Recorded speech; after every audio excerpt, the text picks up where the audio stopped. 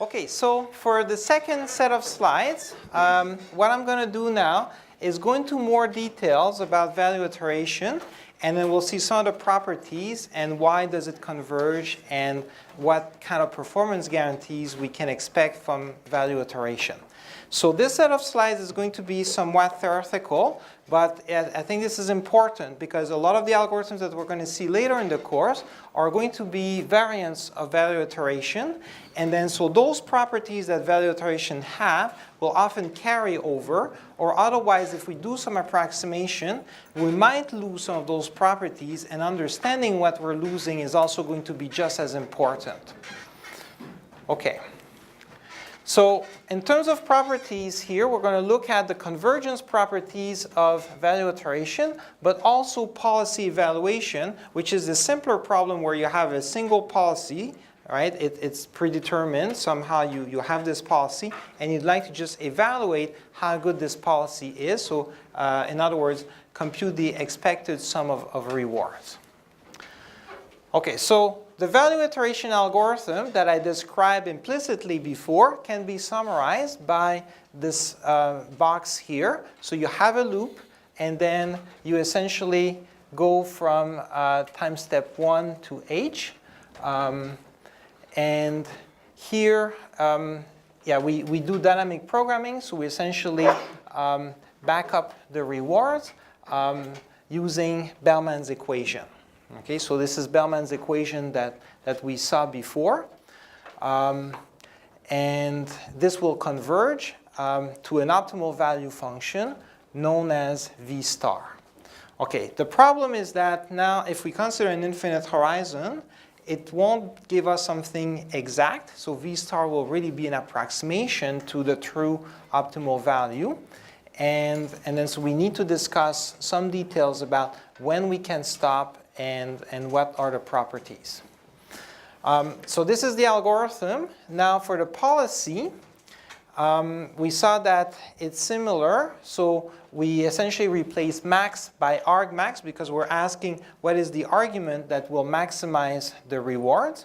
And then so we have at times, at iteration t equals 0, then we simply take the argmax of the current reward, and then for all the other steps, we take the argmax based on Bellman's equation.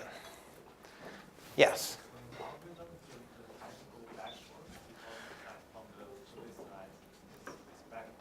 Yeah, okay, so I guess, here, right, so the notation is a little confusing because what I'm showing is really t that corresponds to iterations.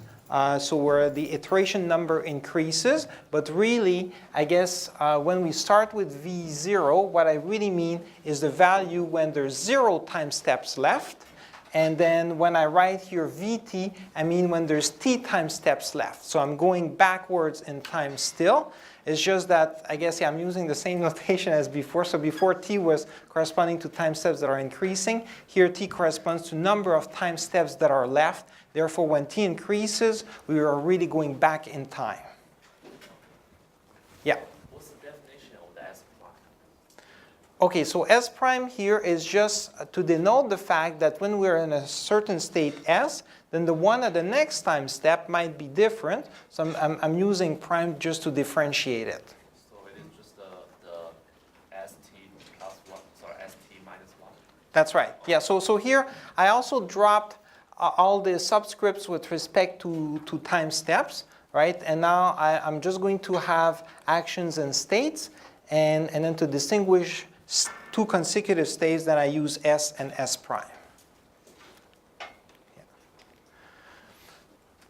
Okay, so to understand value iteration and to analyze it, it helps to rewrite it in terms of matrices. So here I'm going to write the reward function as a column vector, the value function as a column vector as well, and then the transition function as a matrix.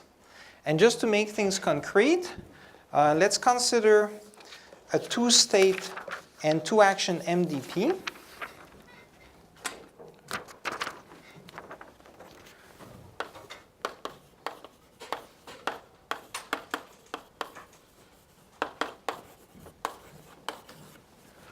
Okay, so if I've got a two-state, two-action MDP, then I could define a first transition matrix for action 1 that could correspond, let's say, to those values, 0.3, 0.7, 0.8, 0.2.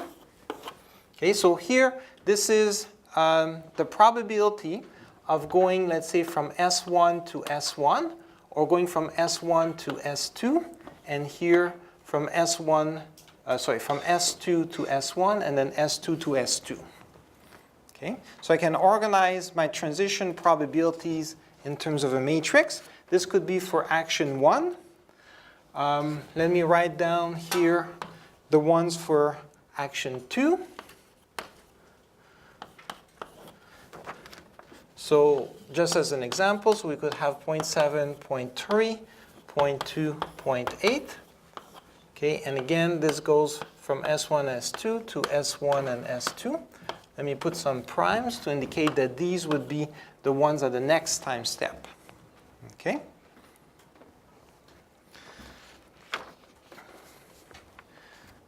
So what I've just done now is written an example for TA, and we've got an A for every action. Now we also have some reward vector. So I'll have RA1. Perhaps this could be equal to 0, 10, where this corresponds to S1, this corresponds to S2. And then I could also have here RA2 equal to, let's say, -5 and +5. Here's S1, here's S2. Okay.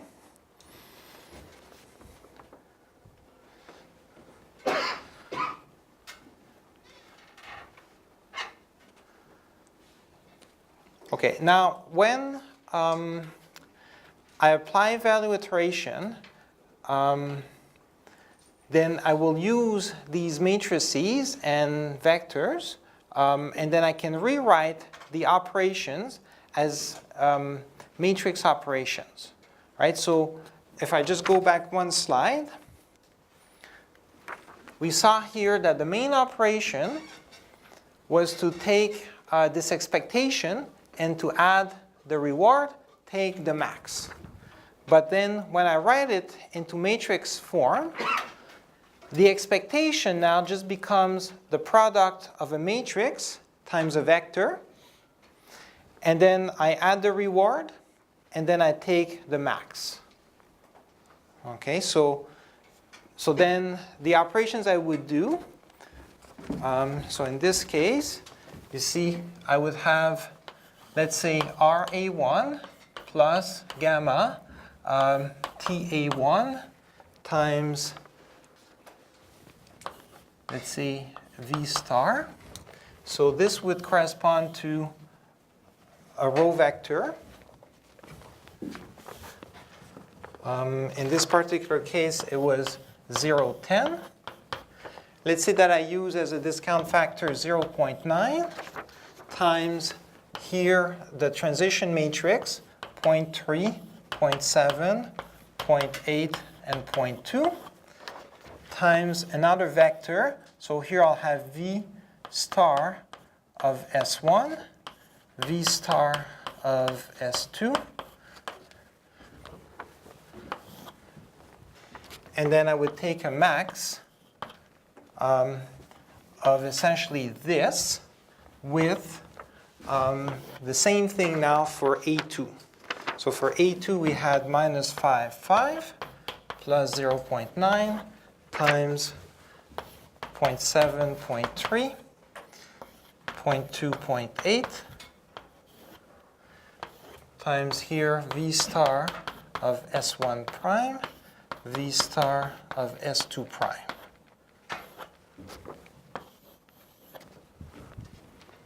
Yeah.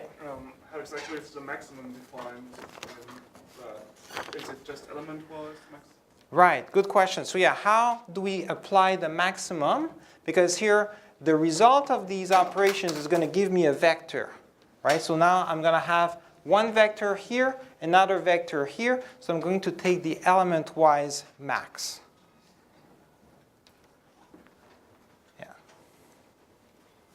Yes. So for our reward vector RA here, the rewards are being defined over the actions, not the states? So they are defined over the actions and the states. What I've done is, you see, this is the reward for a specific action given each state. So here this is for state 1, state 2, and then this vector corresponds to action 1. Here this one is for action 2, but state 1 and state 2. And so are we already considering like an infinite horizon limit in this or not? Okay, so yeah, so we are going to consider infinite horizon limit, but Considering that or not? well, right now I'm just showing you how to rewrite the equations that we saw before in terms of matrices. Because if we're not already considering an infinite horizon, like how do we determine the rewards for each action? Is it just like averaged over all the probabilities of the states we go to, or? Well, the rewards here are just given by our reward function, right? So I defined the problem here where we've got some rewards defined, okay? And yes, we're going to apply this over an infinite horizon, but I'm not there yet, okay? I've just defined a little example that has these rewards. Okay, so in that case, just hold on and your question will be answered shortly. Okay, so now you should be comfortable with the idea that this corresponds to the same operations as on the previous slide, just in matrix form. Okay, so now for an infinite horizon, when we apply the operations, the idea is that h is going to tend to infinity. And now if we have h minus 1, this would really be infinity minus 1, which is the same as infinity. So we can replace in our equations both vh and vh minus 1 by v infinite. Okay? So here I can do policy evaluation, and I can also do value iteration with Bellman's equation, where there is a fixed point, where here instead of having v with a certain subscript t, and then this would be, let's say, t minus 1. Here we're going to have the same subscript, because when we consider an infinite number of steps, right, then in the limit, both vh and vh minus 1 will be replaced by v infinite. Okay, so in the limit, this will give us just a linear equation that will compute what is the value. And then, so this is for a specific policy pi. So we're going to apply the policy after an infinite number of steps. Or we could also try to optimize the policy. So at every step, we simply choose the action that maximizes the rewards. And then this gives us Bellman's equation. So those two equations are very similar, right? The main difference is that here we have a fixed policy. We simply replace the action by whatever the policy tells us. Whereas here, we select the action that would maximize the rewards, and that's why we have a max. Okay? So this one is for policy evaluation, this one is for optimizing the policy, and is known as Bellman's equation. Okay, so now for policy evaluation, if we're trying to do this with an infinite number of steps, as we saw, there is this fixed point, right? There's this linear equation. And now, when we write this into matrix form, it gives us this expression.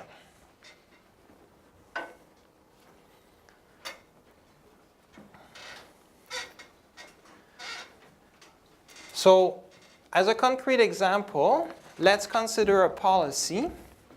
So let me erase this here.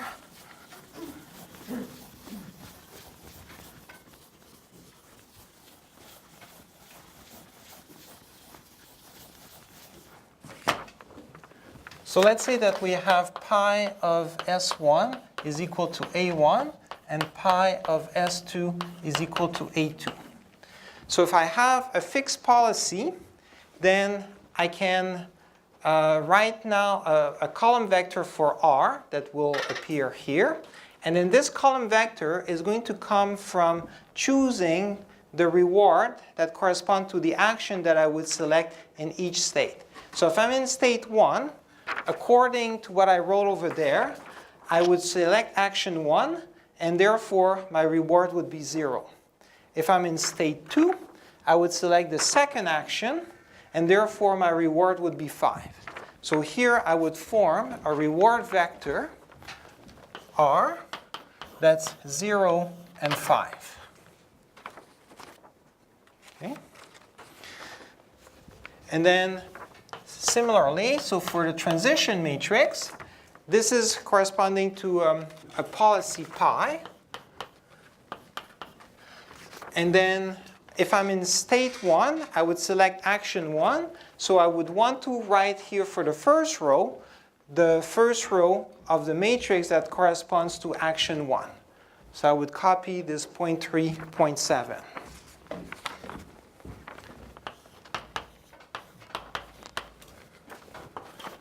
Okay, and then for the second row, that corresponds to state 2.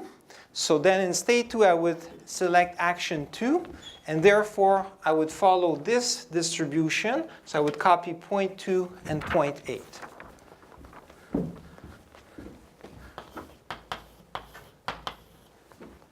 Yes?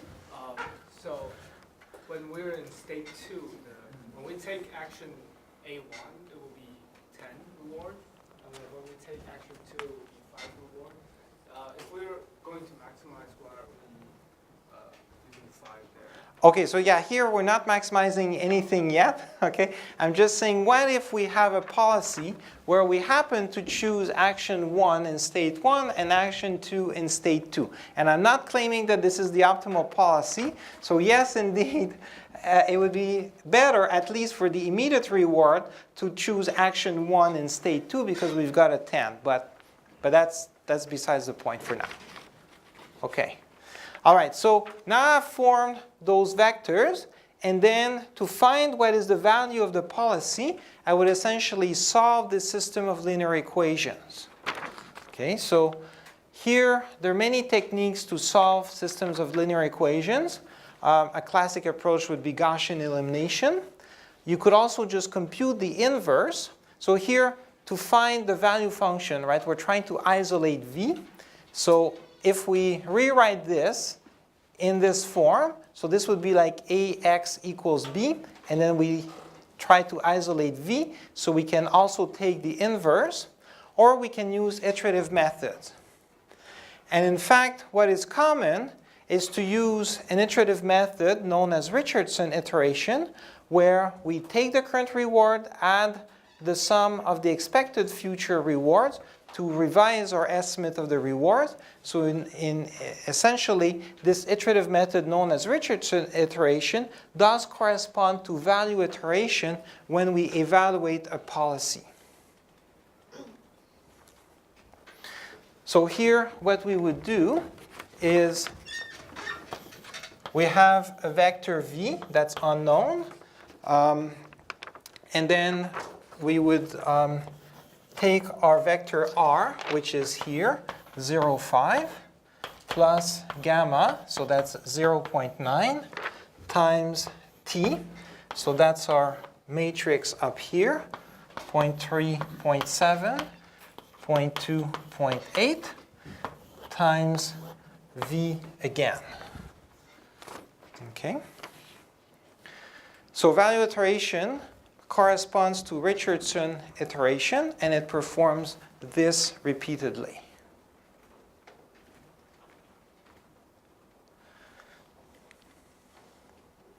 Okay, so when you do this Richardson iteration, then the idea is that you would like the value to converge. And how do we know that it converges? So here we can prove the following result, where this iteration, when we take r plus gamma tv, that's what we've got here, r plus gamma tv, right? Then this, we can think of it as a policy evaluation operator I'm going to denote as h, and then it takes as input an estimate of the value function, and then it produces as output a new estimate of the value function. And the idea is that we want to show that perhaps this converges to the correct value function for that policy. And one important result is that H applied to V can be thought as a contraction mapping. Okay, so let's draw a picture to illustrate this, this lemma here.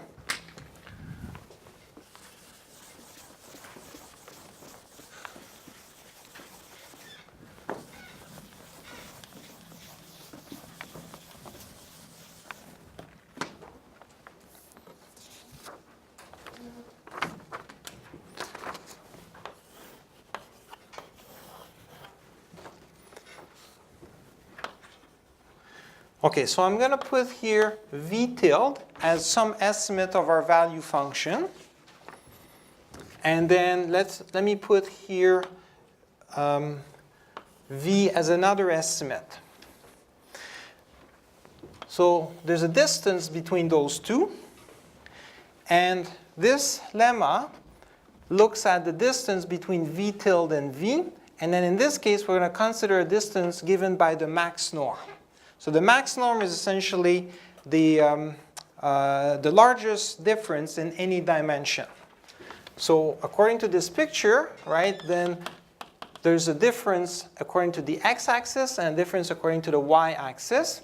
Here intuitively, this axis could be the value of S1. This axis could be the value of S2. Okay? So here, this would give us this difference. V minus V tilde, or V tilde minus V. So this would give us the max norm. Okay? So we've got this difference. And now when we apply value iteration, we essentially apply this. And we can think of this application as applying the operator H. The operator H is going to transform the two vectors, but it's going to transform them in a way where they're going to get closer to each other. So here they have a distance between them, but then after we apply H, they might end up here. So we're going to have, let's say, H of V tilde here and H of V here. And now the claim of this lemma is that the distance between them shrinks. Right? So it's a contraction mapping, so we shrink the distance. Okay, and then again, here, this would give us the difference between HV tilde minus HV when we look at the max norm. Okay, and the claim of this lemma is that for any v and v tilde, it doesn't matter what are my estimates that I start with. So any v tilde, I will contract the distance, so I will shrink the distance between them. So that's why we can say that value iteration is essentially applying a contraction mapping. So this is an important result. Okay, now we can prove this, where here, if we look at the distance between those two quantities, then we would expand H. So by definition, H is R plus gamma TV. So we replace H by this. Then we simplify what's common. So we remove R, and then we're left with gamma T V tilde and gamma TV. Then after this, whenever we consider norms, like the max norm, we can always break it based on a product into the max norm of T times the max norm of V tilde minus V. And then finally, the max norm of a transition matrix, because the transition matrix has entries that sum up to 1 in each row, there's a fundamental result from linear algebra that tells us that the max norm is actually 1. So we can remove that, and we're left with this expression. Okay? So this is a short proof that essentially shows that we can shrink the distance between two vectors when we apply H, and then the amount of shrinking is essentially given by our discount factor gamma. right? So gamma is between 0 and 1, and then the smaller it is, then the more it will shrink. Any questions regarding this? Yeah. In the previous slide, why are we approximating V? We have the inverse of I minus gamma t. Is it using the fact that the inverse might not always exist? Okay, yeah, good question. So yeah, here, yeah, in principle, we don't have to use Richardson iteration, so we could just take the inverse, or we could apply Gaussian elimination. And here, I guess, yeah, your question is, what if the inverse doesn't exist? So yeah, so this would obviously be problematic here. However, yeah, so I guess, yeah, that would be one reason. So it is possible that the inverse won't exist because T might not be full rank. So it might have two rows that are identical. And then as a result, it would mean that the transition dynamics from two different states would be the same. So if that's the case, then, yeah, you would not be able to take the inverse and you could not apply this. And then, so yeah, so some techniques are going to have problems with that. If you apply Richardson iteration, this won't be an issue. Yeah.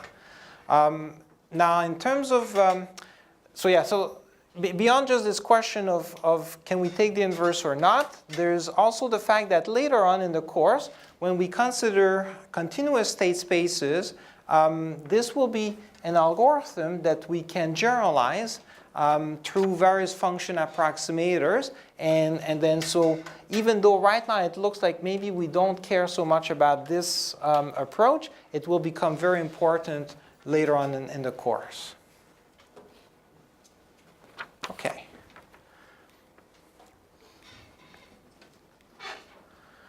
All right, so now based on this, when we apply value iteration for a given policy, to evaluate the policy, then we can prove that it will converge in the limit to the true value of that policy.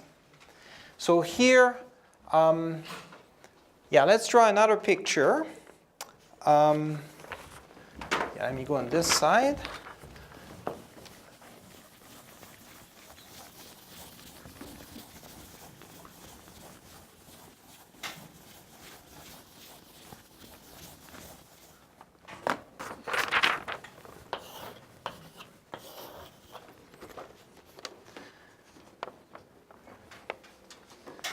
Okay, so this theorem is essentially claiming that if we apply H and we do value iteration an infinite number of steps, it's going to converge to V pi. And here we could start the value iteration where we look at 0. So we're going to have here the vector 0. And perhaps there could be another vector V. That could be a guess that we start with. And then there's a distance between those two. Then after one time step, then we might end up here with H of 0, and then perhaps here H of V. So the distance is going to shrink. And then if we keep going, the distance will keep shrinking.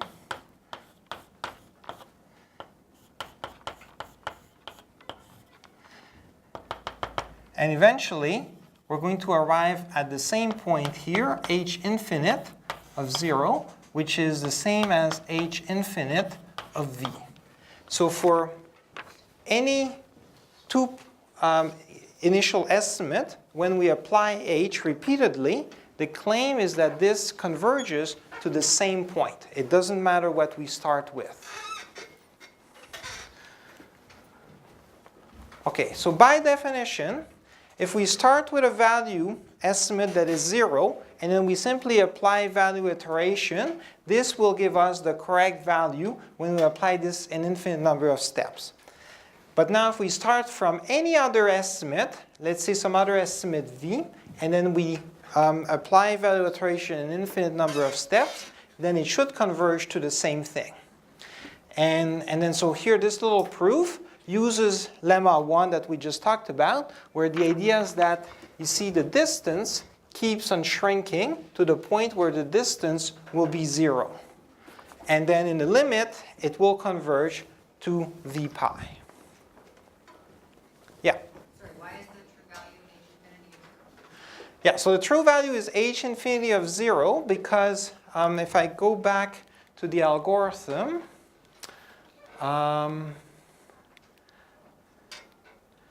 yeah, so here you see when I start this first step, it's the same as saying that I take the reward plus an expectation of an estimate of the value that is 0. And then I just apply the same equation after that over and over and over, right? But it's the same as if I was saying that I'm starting with an estimate that is 0.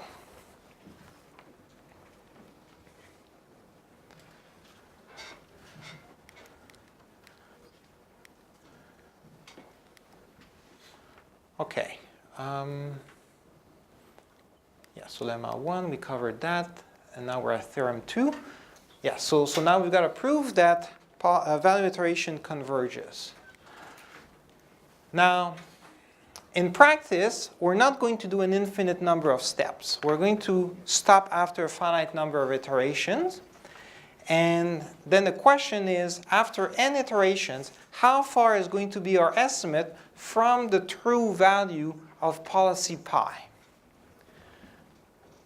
So I've got another theorem here that says that if for 2 consecutive steps of value iteration, the distance is less than epsilon, then we can prove that the distance between our last iteration and the true value of policy pi is going to be epsilon divided by 1 minus gamma. Okay, the intuition for this is that we know that the distance between 2 steps is epsilon. And then with our contraction mapping, this was lemma 1, right? Then the distance at the next iteration between the next 2 estimates is going to be epsilon times gamma. And then if I do another step, then the distance is going to be epsilon times gamma square, and so on. So at the end of the day, if I sum all of those distances, they're all epsilon times gamma raised to the power of the number of steps that I've taken so far. And then this is a geometric series that I can rewrite as epsilon divided by 1 minus gamma. Okay, so yes, okay, here we can draw another picture where I've got an estimate.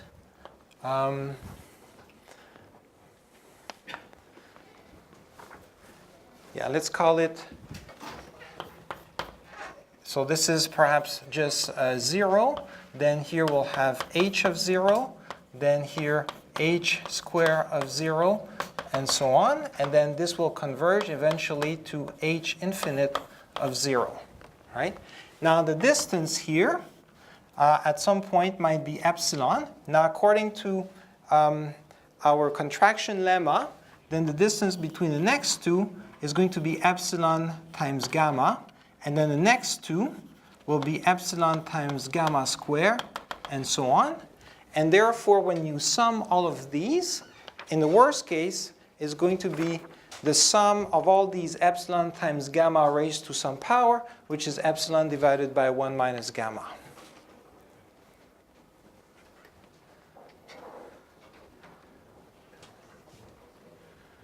Okay, let's see. Okay, let's stop here. So there's another class that needs to come in, and then we're going to finish off next class the proofs for now, not just policy evaluation, but also full value iteration where we maximize the choice of actions. And now I'm going to continue, where now the question is, how can we optimize the policy as well? So not just evaluate a policy, but compute the optimal value function, where we're going to select an action at each step that's going to be the best in that state. So this is Bellman's equation, right? And it's similar to the one for policy evaluation, with the difference again that we've got this max operator with respect to actions. So we can again rewrite this in matrix form. So here again we're going to treat the reward function as a column vector. Same thing for the value function.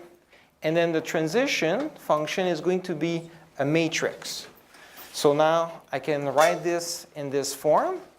But the main difference with what we saw for policy evaluation is that unfortunately, this is not a system of linear equations. Right? So even though I've got everything into matrix notation, and it looks like I'm just using linear algebra, right, then I've got this max operator that makes this nonlinear. So some of the properties are going to be different, but several of them are going to be similar. And now let's see what we can derive for Bellman's equation. So it turns out that we can again show that value iteration with this max operator is a contraction mapping. So in the same way as before, I'm going to define H, but this time H star is going to be defined as this iteration where I've introduced the max. So this means that I select the action that will be best with respect to the current reward, and then an expectation with respect to the values that I can earn in the future according to this value function. Okay, so now we can write down a lemma, lemma 4, that says that this is also a contraction mapping. And again, it means that if I measure the difference between two estimates of my value function, and then I apply H star, where here H star is not linear, right? So it has this max operator, but still it produces a new estimate, so a new value function, and then I compare these new estimates, the difference shrinks. And then again it shrinks by this factor gamma. Okay, so we have a lemma that is very similar to the one that we saw for policy evaluation. The proof is a little different.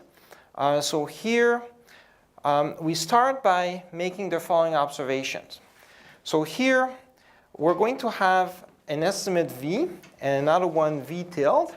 And then when we apply H star, one of those two is going to be greater than the other one. So I'm just going to assume without loss of generality that it's the one for V tilde. So H star of V tilde is going to be greater than H star of V at state S. Okay? So one of those two is bigger, and then I'm just going to assume that is the one for V star. For V tilde. Okay, so then let's also define A star S to be the action that maximizes the value here. So this is essentially Bellman's equation, or the iteration for Bellman's equation. Right? So we've got a max, the reward, plus an expectation with respect to the future rewards. Okay? So I'm going to define A star to essentially be the best action when I'm in state S. Okay, so with those definitions, now we're ready to do the proof. So here, by assumption, right, so what we just saw on the previous slide, this is greater than this. And now we can exploit that to do a derivation, where first I'm going to rewrite H star. So it leads to this equation, or this expression. Same thing here, H star of V, it leads to this expression. And then if I cancel the rewards, and then I rearrange the terms, I arrive at this expression. And then after this, here I'm going to come up with an upper bound on the difference. So here I can look at every state. There's a difference in the value function, but then there's one state for which the difference will be greatest, and then I'm going to take that greatest difference and then assume that it's the same for all the states. So this will give me an upper bound. Once I have this upper bound, then I can exploit the fact that this is a distribution. And here, if I sum a distribution, then I will get 1. So this term can just be removed, and I'm left with this expression. Okay, now this completes the proof, right? Because we started with this expression, so we were looking at the difference between the two estimates after we apply H star, and then afterwards it is smaller by a factor gamma. Okay, so even though the iteration was nonlinear, right, we can still prove this contraction. Any questions regarding this? Okay, very good. All right, so then we can also show that value iteration will converge, and then it will converge to V star, the true optimal value function. And this will be from any estimate V. Right, so based on the previous lemma, right, we saw that there's a contraction, so it doesn't matter where we start from, we're going to converge to the same thing. And then so here we exploit this in this theorem. Did you have a question? Well, Yes. so this allows us to converge to the optimal value function, right? But it doesn't give us the optimal policy, does it?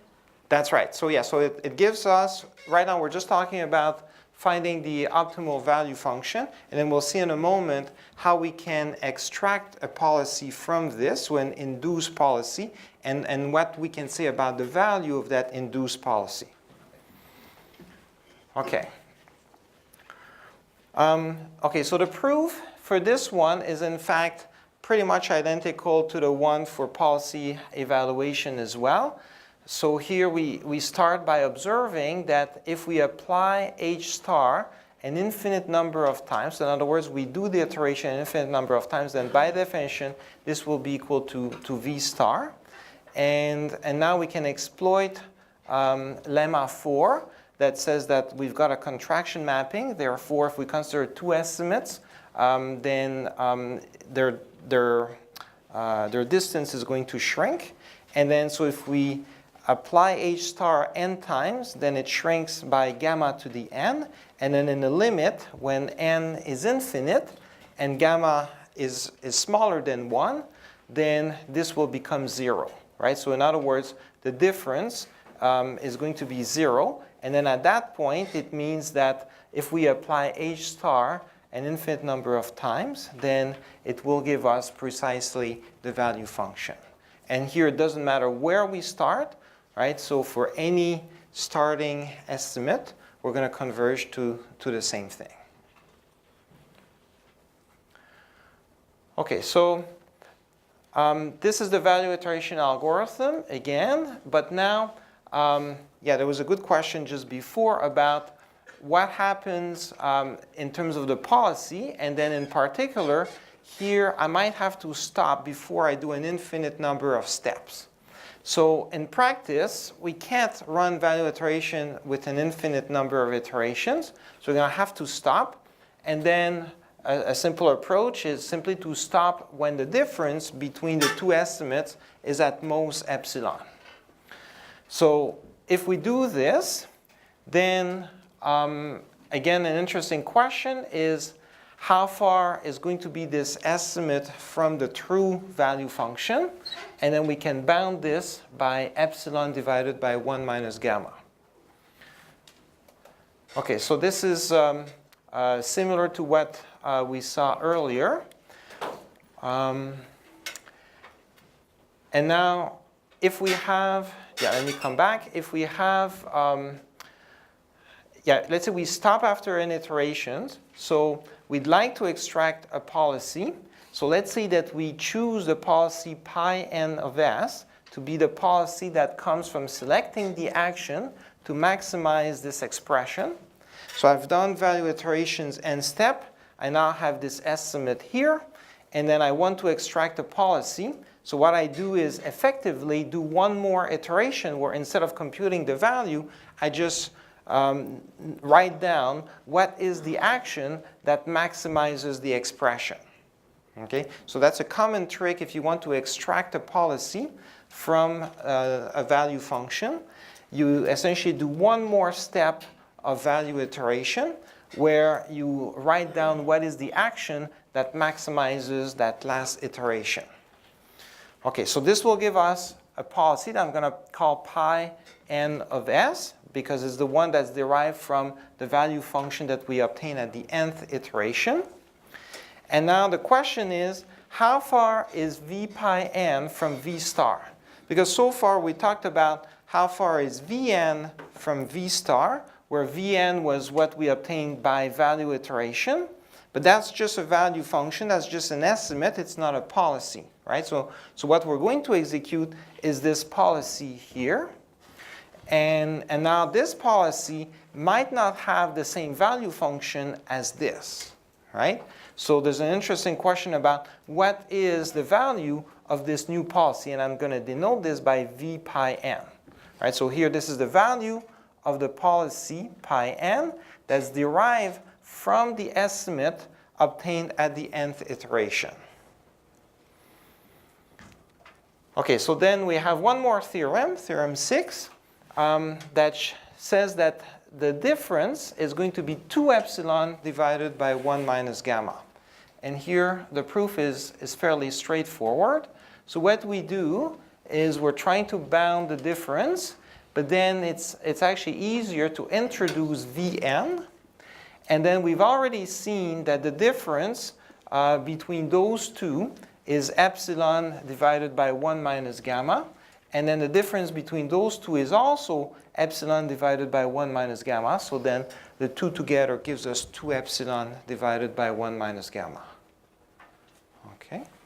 So here, these are bounds. In practice, it will often be the case that you are going to get differences that are much smaller.